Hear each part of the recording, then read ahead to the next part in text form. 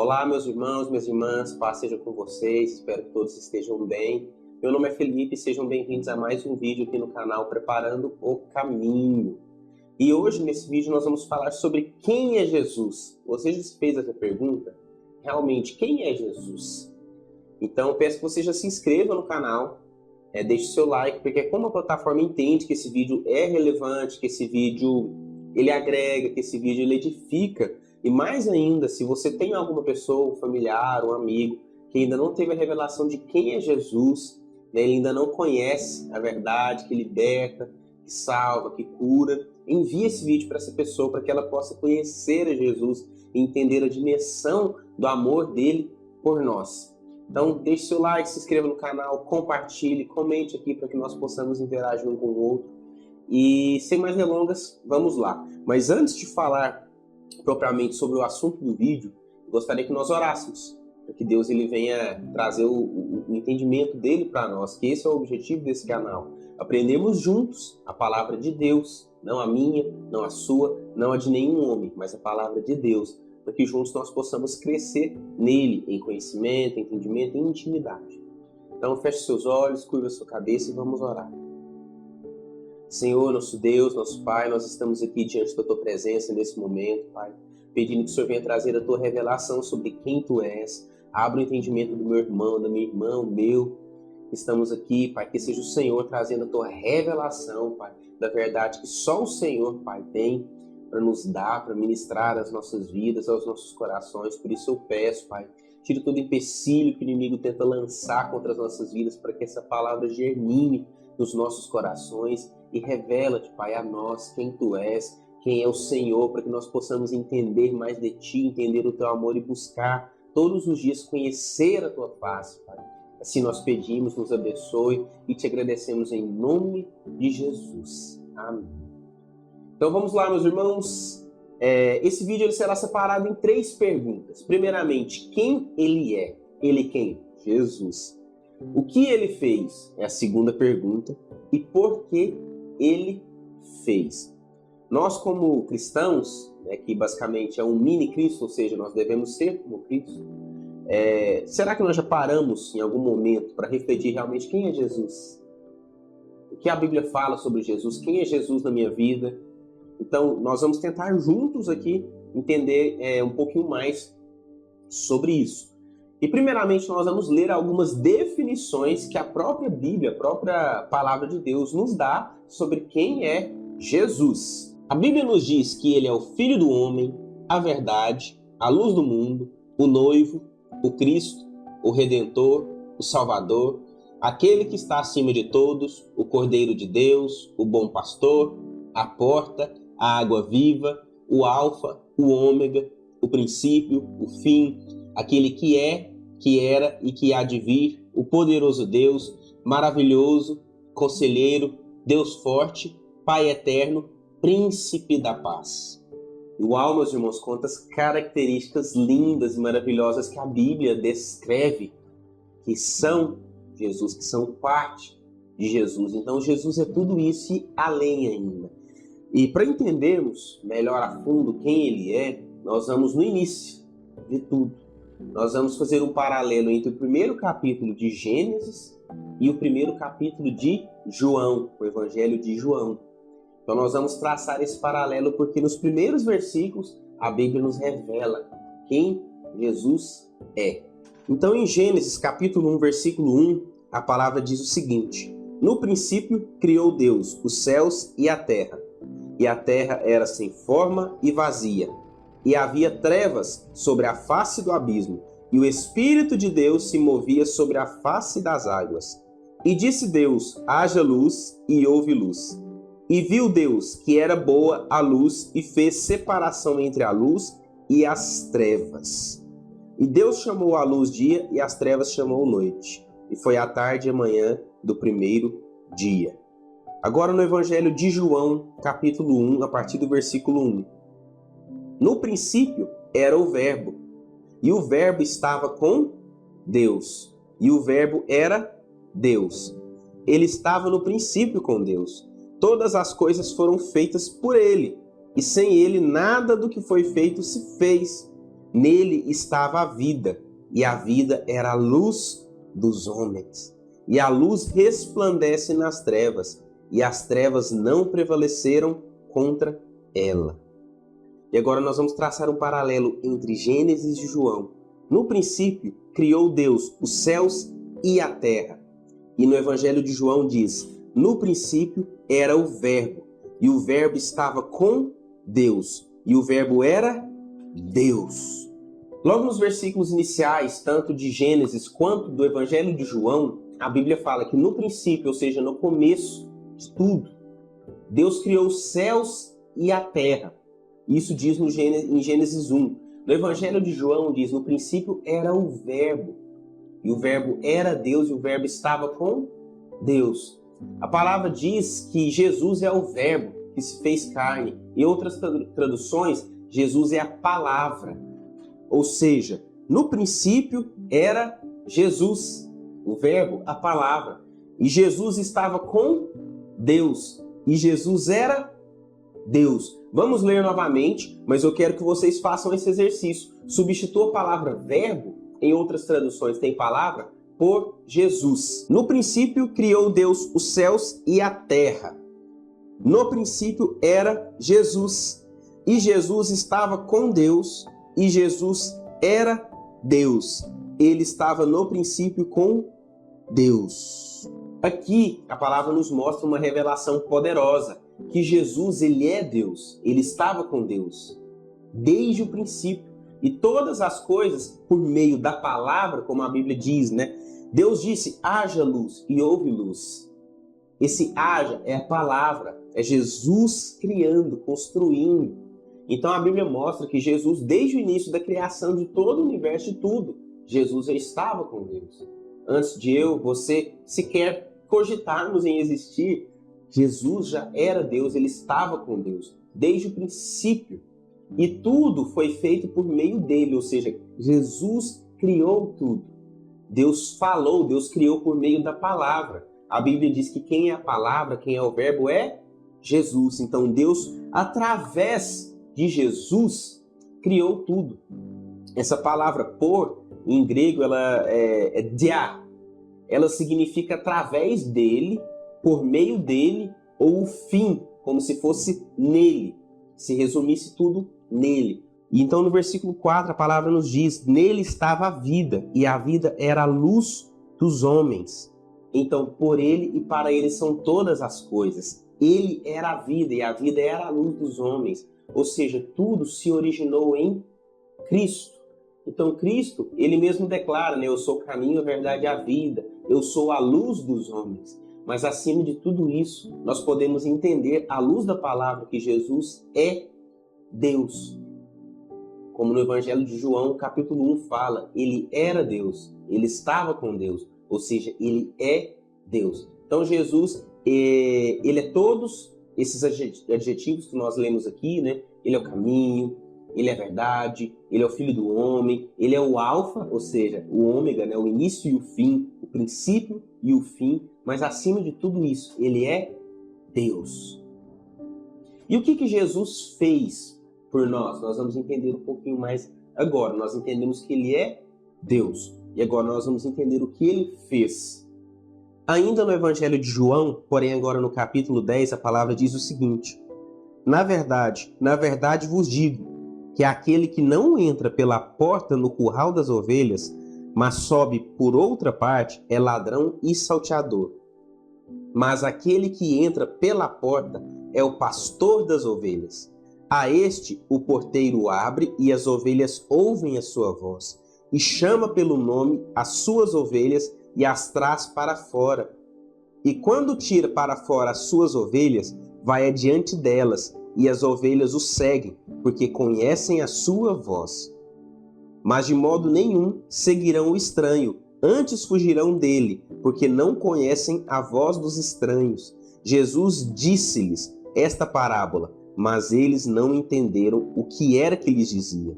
Tornou, pois, Jesus a dizer-lhes: em verdade vos digo, que eu sou a porta das ovelhas. Aqui nessa passagem, em João 10, Jesus ele traz mais uma de suas características, ele é a porta. Mas a porta para o quê? A Bíblia fala em João 3,16, um dos versículos mais conhecidos no meio cristão, que Deus amou o mundo de tal maneira que ele deu o seu próprio Filho por amor a nós, certo? Ele deu o seu próprio Filho unigênito, para que todo aquele que nele crê tenha vida, e a vida eterna. O que é isso, Felipe?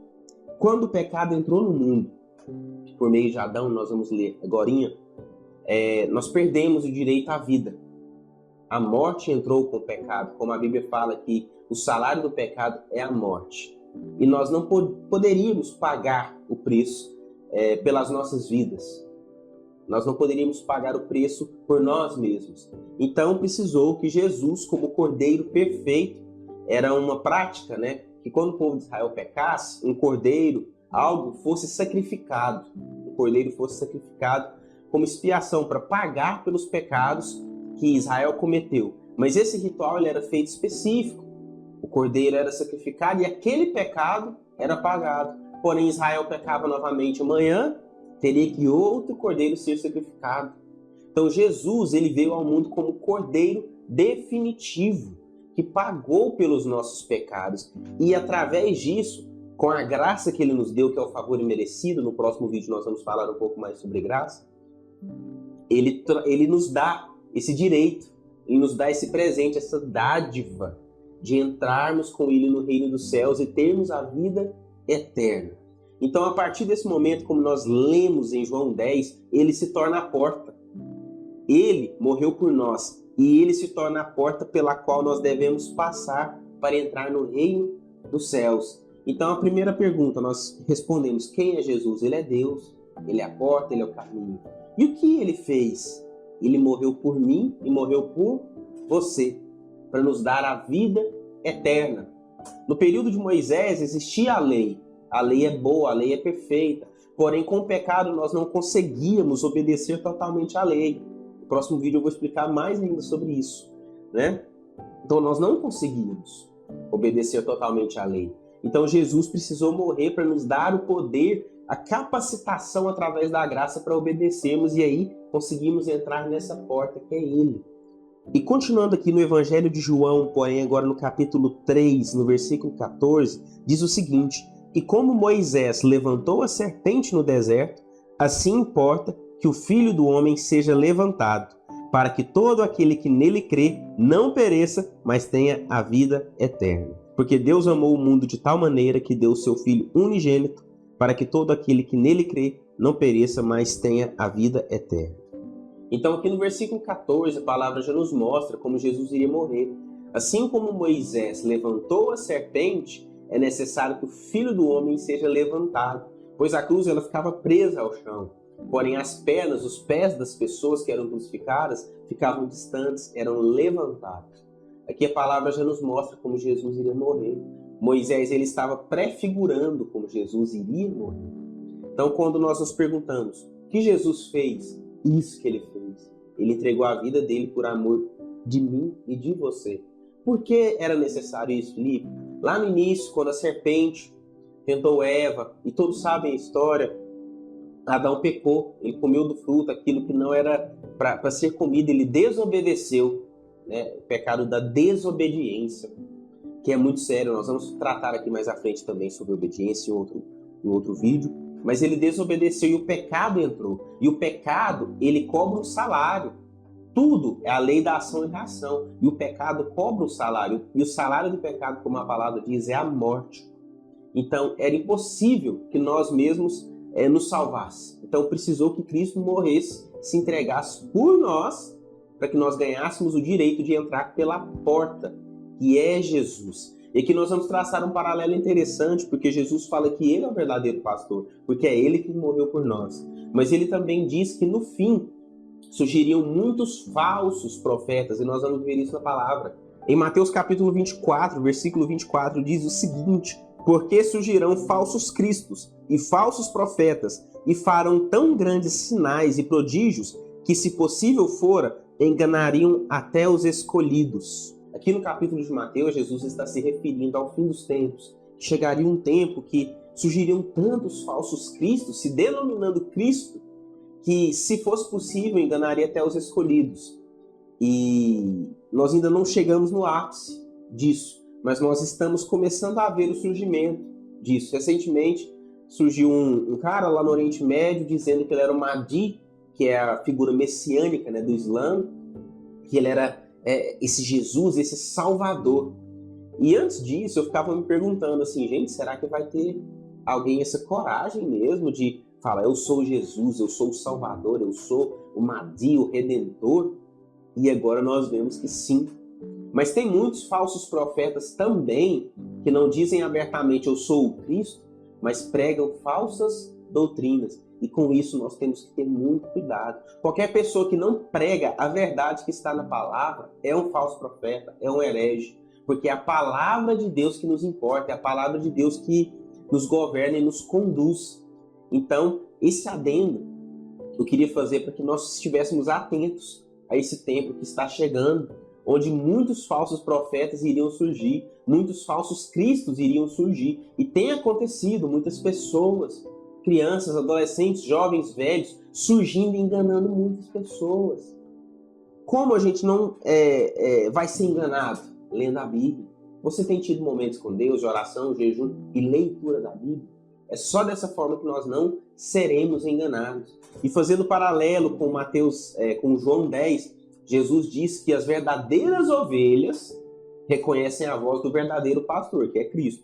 E Jesus também diz na palavra que aquele que ama ele verdadeiramente é o que obedece, é o que cumpre os seus mandamentos. Ou seja, a ovelha que vive em santidade, que obedece, que lê a palavra, que conhece Jesus, ela não será enganada por esses falsos ensinos. Então, são essas ovelhas que vão permanecer e nós devemos ser como elas. Então, quem é Jesus? Jesus é tudo, é o alfa, é o ômega, mas acima de tudo ele é Deus. Jesus é Deus. O que ele fez? Ele se esvaziou dos seus atributos como Deus, das suas honras, e veio ao mundo como homem, morrer por mim e por você, para nos dar a vida eterna e pagar o preço pelas nossas vidas, que nós não teríamos como pagar.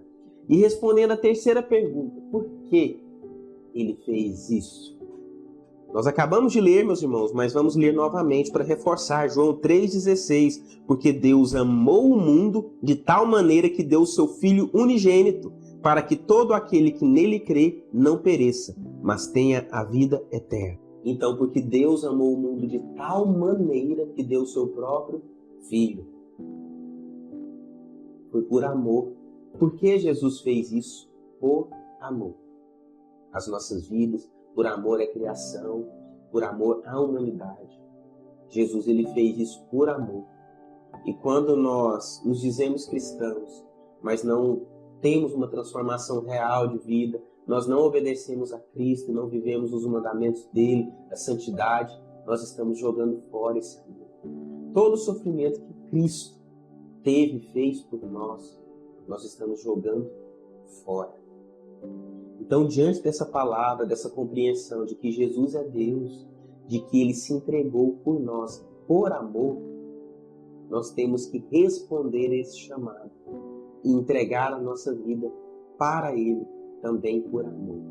Não por medo do inferno, da condenação, ou eu quero só ser salvo. Não, assim não funciona. Nós temos que entregar a nossa vida a ele por amor. Então, que nesse dia você possa decidir por Cristo, porque ele decidiu por você, antes mesmo de você nascer.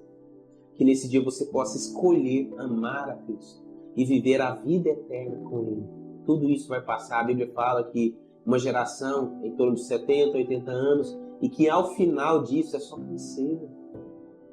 O que são, meus irmãos, uma janela de 80, 70 anos perto de uma eternidade? Nós não temos dimensão disso.